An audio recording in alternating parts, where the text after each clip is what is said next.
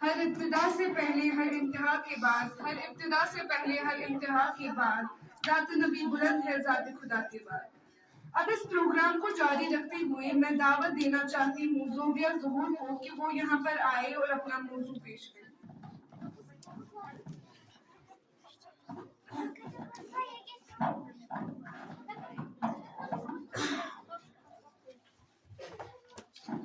نحمده ونصلي على رسوله الكريم اما بعد فاعوذ باللہ من الشیطان الرجیم بسم اللہ الرحمن الرحیم۔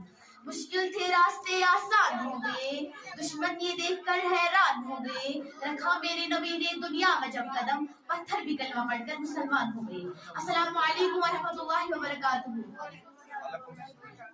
میں آپ کے سامنے اس مختصر وقت میں محمد رسول جیسے مقدس عنوان پر گفتگو کرنا چاہتی ہوں۔ معزز سامعین، اس دنیا میں ہزاروں لوگ ایسے گزرے ہیں جن کو نہ تو ہم نے دیکھا ہے، نہ تو ہماری ان سے کوئی رشتہ داری ہے، اور نہ ہی ہمیں ان سے کوئی مالی یا جانی فائدہ حاصل ہو رہا ہے، لیکن اس کے باوجود ہم ان سے محبت کرتے ہیں، ان سے عقیدت رکھتے ہیں اور ان کے تذکرے بھی کرتے ہیں۔ لیکن کیوں ہم ان سے محبت، ان سے عقیدت اور ان کے تذکرے، ان کی خصوصیات اور ان کی کمالات کی وجہ سے کرتے ہیں؟ جیسے ہم حاتم داہی سے محبت کرتے ہیں، ہم حاتم داہی سے محبت اس کی سخاوت کے بنا پر کرتے ہیں۔ ہم پھر 200 ساکی سے عقیدت رکھتے ہیں تو ان کے عمل اور حکمت کی وجہ سے ان سے عقیدت رکھتے ہیں۔ لیکن کیوں اگر ہم ان لوگوں سے ان کی خصوصیات اور کمالات کی وجہ سے محبت کر سکتے ہیں تو ہمیں نبی پاک صلی اللہ علیہ وسلم کی ذات سے محبت کیوں نہ کرنی چاہیے جو ان کمالات کا مجموعہ ہے؟ اور یہ بھی ایک حقیقت ہے کہ جو ان لوگوں میں کمالات پائے جاتے تھے وہ کامل نہیں بلکہ ناقص تھے، اور میرے پیغمبر کا ہر وہ کمال کاملہ تھا۔ میں حاتم داہی کی سخاوت سے انکار تو نہیں کرتی، لیکن ہم حاتم داہی کی سخاوت میرے رسول صلی اللہ علیہ وسلم کی سخاوت سے بھلا کیسے مقابلہ کر سکتی ہے کہ جس نے دشمنوں کو بھی فائدہ پہنچایا، جس نے دوستوں کو بھی فائدہ پہنچایا، جس نے دوستوں کو بھی فائدہ پہنچایا، جس نے دشمنوں کو بھی فائدہ پہنچایا، جس نے ظاہر کو بھی مالا مال کر دیا، جس نے باطن کو بھی مالا مال کر دیا، جس کی سخاوت کا سلسلہ ایک کے جانے کے بعد اس میں جاری ہے۔ کمال حسن یوسف پر فقط عاشق زلیخا تھی، کمال حسن یوسف پر فقط عاشق زلیخا تھی، خدا خود جس پہ عاشق ہے وہ سیرت ہے محبت کی۔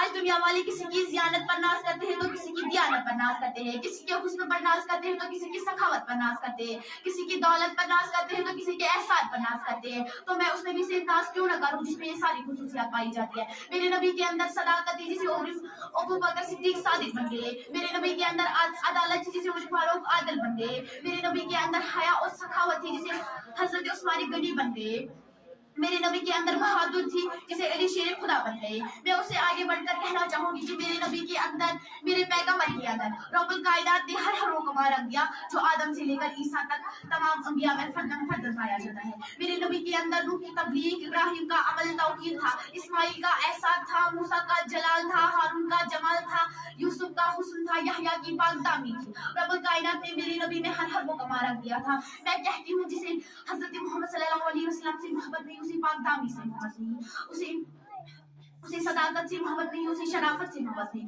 اسے اجر و انکاری سے محبت نہیں، اسے اخلاقات سے محبت نہیں، اسے انسانیت سے محبت نہیں، اور جسے انسانیت سے محبت نہیں وہ انسان نہیں وحشی درندہ ہے۔ بلکہ میں تو سمجھتی ہوں ایسا دل والا انسان دل نہیں پتھر کا ٹکڑا ہے، اور جس انسان کے اندر الفت رسول کی لگن نہیں، نبی کریم صلی اللہ علیہ وسلم کی الفت کا جذبہ نہیں، ایسا دل والا انسان فاسق تو ہو سکتا ہے، فاجر تو ہو سکتا ہے، منافق تو ہو سکتا ہے، کافر تو ہو سکتا ہے، لیکن ایسا دل والا انسان مومن و مسلمان نہیں ہو سکتا۔ میرے دوستوں، مومن و مسلمان نہیں ہو سکتا۔ ہم علینا الا اللہ۔ جزاک اللہ، جزاک